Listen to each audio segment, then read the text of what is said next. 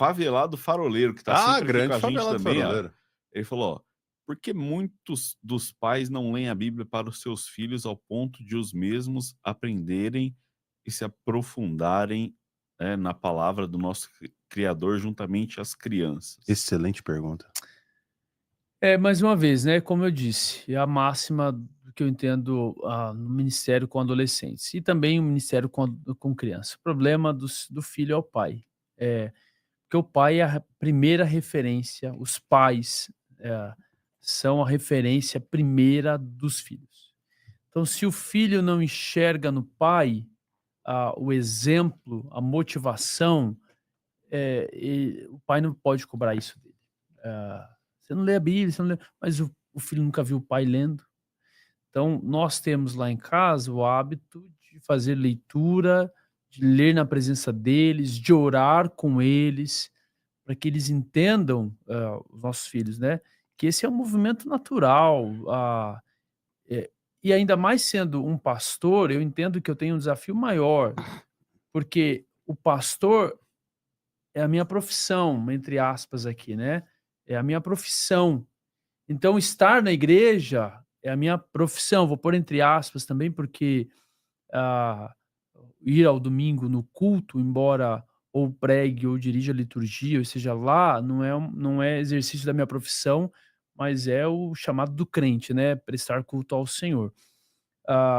Mas estimular os meus filhos a terem prazer desde cedo por isso, não só porque é a minha função como pastor, mas é a minha função como pai, mostrar para eles o valor da leitura da Bíblia, da prática da oração, de uma vida de testemunho em casa e fora de casa, porque senão o filho olha para o pai e não vê o testemunho, não vê a coerência.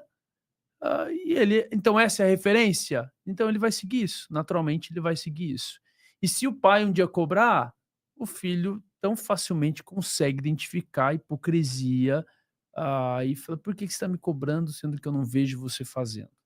Então, de fato, os pais precisam voltar à prática da espiritualidade dentro de casa, a prática da oração em conjunto, da leitura da palavra, ah, e fazer disso algo natural da rotina, inserido, às vezes, pela dinâmica, um trabalha um horário, outro aí tem uma escola, outro vai para outra escola, nos ambientes comuns, e talvez ser mais intencional em relação a isso.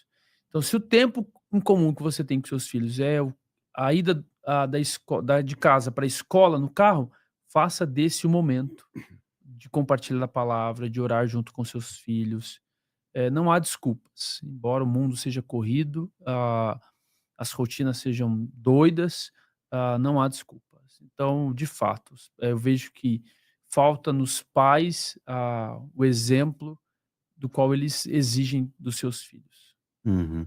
É, não, e ainda mais o adolescente, né, o que a gente comentou o tempo inteiro, eles são muito normativos, é bem assim, 880. Exato, Então ele olha o pai dentro de casa, assim, o pai: "Ó, por que que você não faz tal coisa?", "Você não faz também". E ele vira e fala, né, exato. é diferente da criança, né, a criança às vezes ela até, né, fica um pouco mais, acanhada nesse sentido, mas o adolescente é essa fase mesmo da boca aberta mesmo, cara, vai te responder e vai te confrontar com a O verdade. adolescente dessa geração, porque também da geração passada, eh, o pai podia não fazer e cobrar do filho, e o filho fazia por medo do pai, É, né. porque a Ok, gente era tomava quebrado no porrada, né, meio, né. tomava É, soco, né, meu, é. hoje já não é mais assim. Isso. O pai não exige, mais o respeito, ele quer mais a atenção, o amor do filho.